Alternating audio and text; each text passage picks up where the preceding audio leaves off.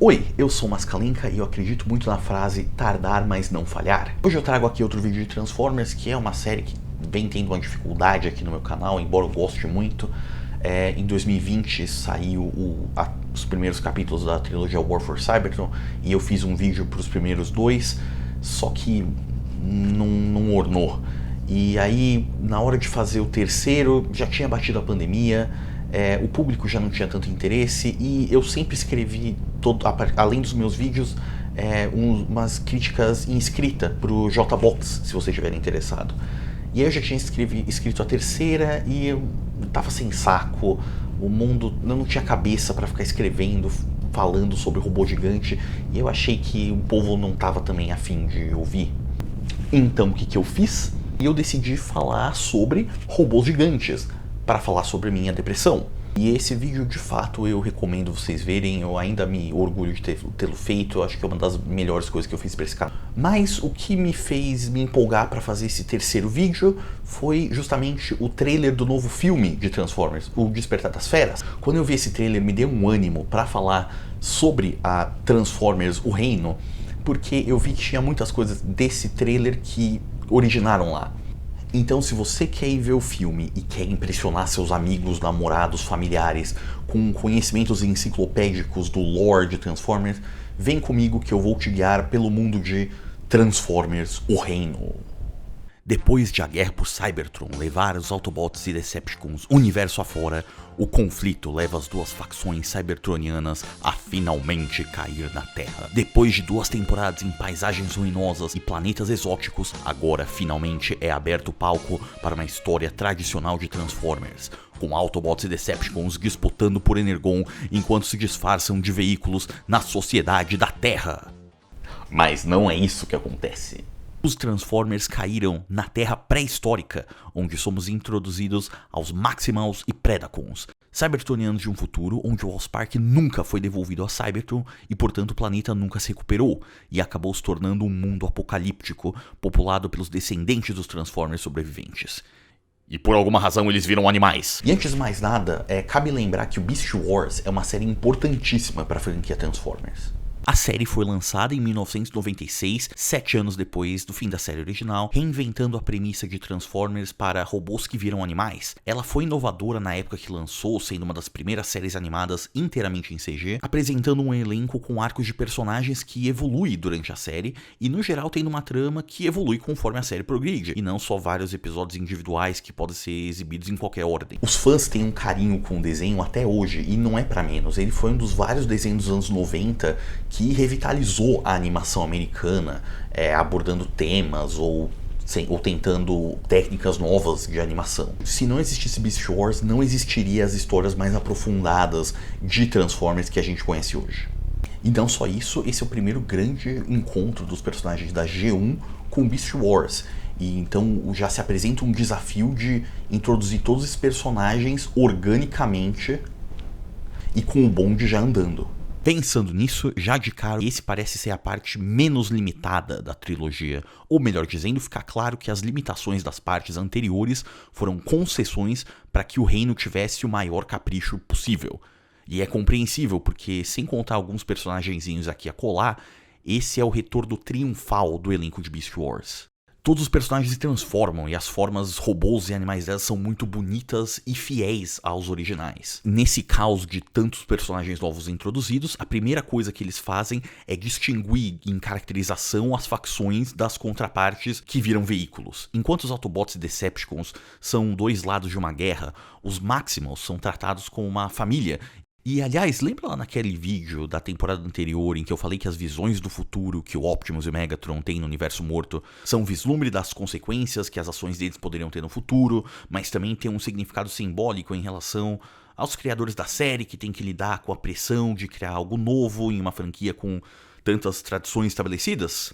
Esse vídeo teve 75 views, é claro que você não se lembra.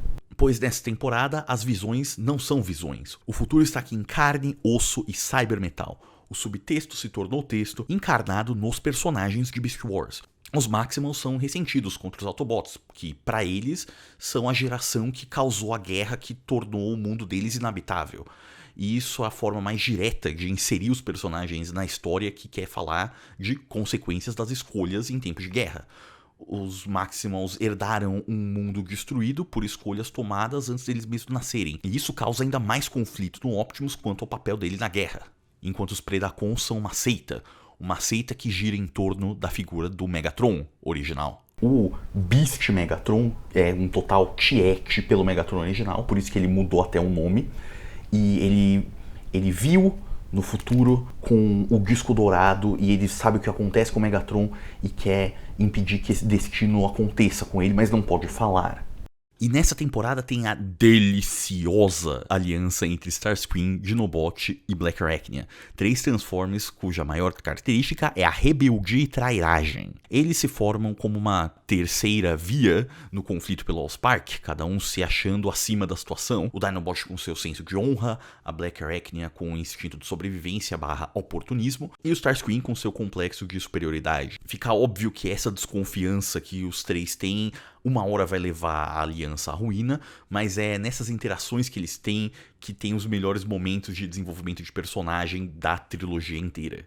E eu tenho que tirar meu chapéu para Mike Cat e Tim Sheridan, que são os roteiristas dessa temporada e costuraram esses personagens muito bem, muito eficientemente na história que já vinha se desenvolvendo e extraíram de todos eles toda a gota de caracterização nesse tempo.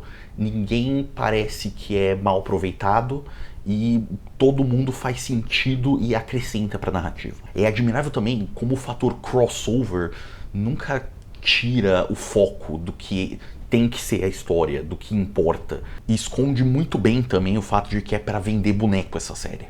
Até o Allspark tem caracterização, quem diria? Ele tem uma relação simbiótica com o planeta Cybertron. Da mesma forma que a vida dos Transformers nascem dele, ele precisa das centelhas dos Transformers para funcionar.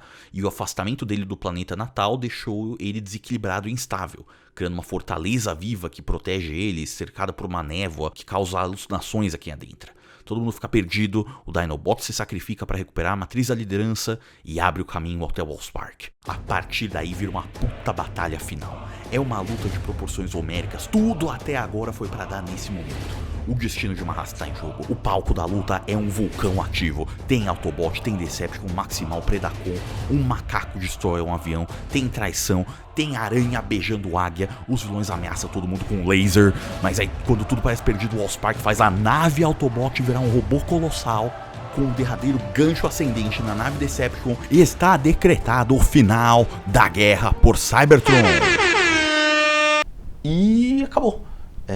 Foi um final super climático, super épico, com várias facções lutando entre si, com o destino do universo em jogo, mas aí os temas principais são desenvolvidos, a confiança do Optimus, a obsessão do Megatron, tudo isso vai num embate final e, cara, acabou de forma 100% satisfatória. Mas ainda falta um episódio.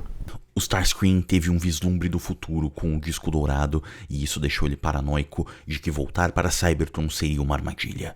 Quando eles chegam lá, tragédia. Optimus encontra o cadáver da Elita 1 enterrado sobre a neve. E aí que vem a parte ruim dessa temporada, que para poder desenvolver a trama de Allspark, junto com o dos animais, eles tiveram que explodir a subtrama em Cybertron, jogando fora todo um núcleo de personagens. Mas como o episódio só tem 22 minutos, nem chorar o Optimus tem tempo. Ele tem que ir em direção à câmara do Allspark e lá ele encontra Nemesis Prime. Assim como o Megatron foi formatado em Galvatron, o Nemesis Prime é a forma maligna revivida do futuro do Optimus. A viagem temporal que os Cybertronianos vivenciaram no universo morto foi tudo uma manipulação da dupla para eles conseguirem roubar o Allspark e usá-lo para destruir a pessoa que eles servem como escravos, o Devorador de Mundos Unicron. O futuro chegou para Optimus e Megatron e é a manifestação dos seus piores pesadelos. O Optimus vê uma versão de si mesma que voltou a se aliar com o Megatron, se tornando tão sanguinário quanto ele. Já o Megatron se vê condenado a ser novamente um escravo, servindo aos caprichos de um mestre pior ainda. Esse medo quase faz com que ele se alie com a sua versão futura para destruir o futuro escravizador, mas ele decide que não. Se submeter aos desígnios de um futuro incerto não seria viver em liberdade, então ele se rebela contra os arautos de Unicron e pela primeira vez em séculos, Megatron e Optimus lutam lado a lado, inspirando as forças deles a se reunirem contra um inimigo em comum. Apesar disso, os servos de Unicron são fortes demais e só depois de Bumblebee conseguir reativar o Allspark que os espíritos dos cybertronianos falecidos conseguem bani-los para o futuro de onde eles vieram. O espírito da Elytra se despede de Optimus e a vida é trazida de volta a Cybertron. Com a guerra oficialmente acabada, mas as cicatrizes ainda abertas, as duas facções se separam de forma amistosa, se preparando para a iminente chegada do Devorador de Mundos. E o episódio final do Reino, ele é muito interessante porque ele podia facilmente ser uma temporada inteira. Ele acaba servindo como epílogo que recontextualiza tudo o que aconteceu até então. E assim, nesse ponto alto que acaba a trilogia War for Cybertron. No fim das contas, a minha opinião é de que esse último capítulo salva muito, porque realmente é uma série que tem ideias interessantes, é bem legal, ele pega conceitos do Transformers e dá uma nova visão para eles, mas é uma coisa que ainda assim não consegue esconder bem as suas limitações. Na verdade, as limitações são sempre gritantes.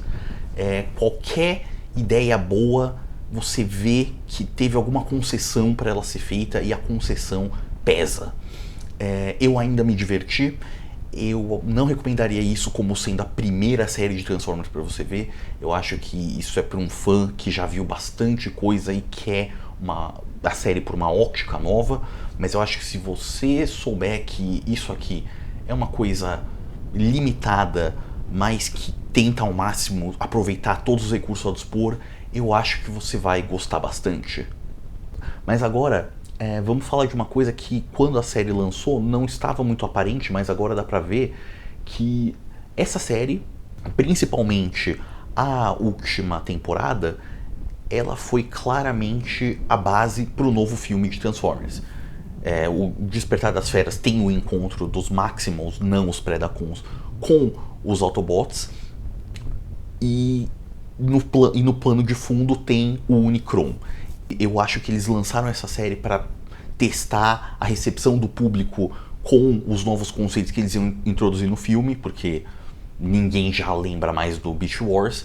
E da mesma forma, por exemplo, que a série de Netflix do Cavaleiro do Zodíaco foi para testar os conceitos do filme live action, para preparar o público ocidental. Não deu certo. Aliás, eu até tô com medo de que com o fracasso do filme do Cavaleiro do Zodíaco a série já não continue, porque ela é bem para ser um chamariz pro filme. Mas eu quero ver como é que eles vão adaptar esses conceitos, como é que o filme do Despertar das Feras vai vai alterar, vai adaptar fielmente os conceitos de Beast Wars, que são coisas amadas por todo mundo, e se for de forma tão criativa quanto essa série, eu acho que eu vou gostar do filme bastante.